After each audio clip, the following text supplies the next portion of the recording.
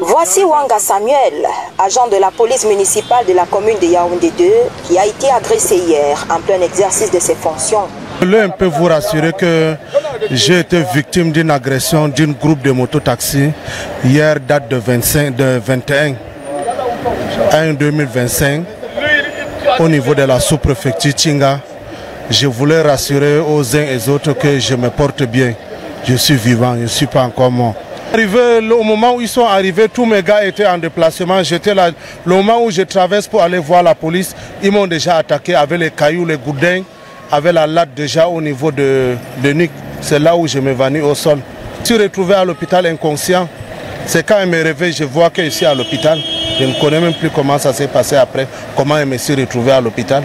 Des incidents de plus en plus récurrents, que ce soit du côté de cette police ou de celui des mototaximens. Des agissements qui révèlent le manque d'efficacité et de transparence de cette force qui appelle à l'aide dans l'exécution de ses tâches. Circulation que nous avons parce que le motoman est inconscient de l'interpellation. Alors quand tu ne peux pas interpeller un motoman à 3-5 mètres pour qu'il puisse serrer comme le taximan, au contraire, c'est ta vie qui est en danger. Alors nous avons des systèmes stratégiques que nous devons employer sur le terrain pour que nous puissions les attaquer. Alors quand ils viennent comme ça, il serait mieux que de les surprendre.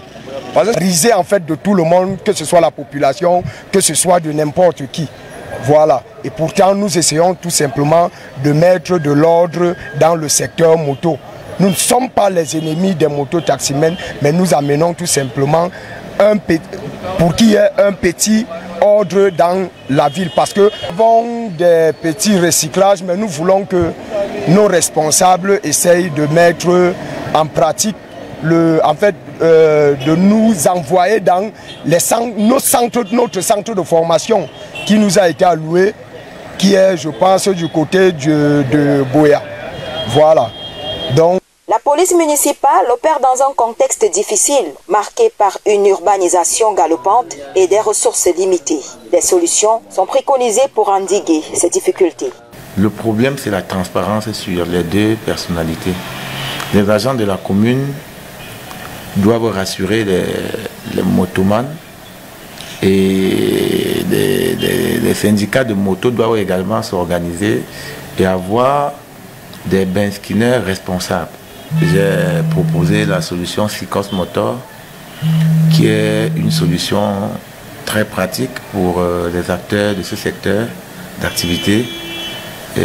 Identifier chaque moto, identifier les propriétaires, identifier les conducteurs, identifier les agents de la commune qui doivent aller sur le terrain, permettant au motoman de reconnaître effectivement celui-ci, il est agréé et il travaille effectivement dans telle commune. Le rôle de ce corps de métier est crucial pour le maintien de l'ordre public. Toutefois, des efforts restent à faire pour améliorer l'efficacité, la transparence et la responsabilité de ces agents.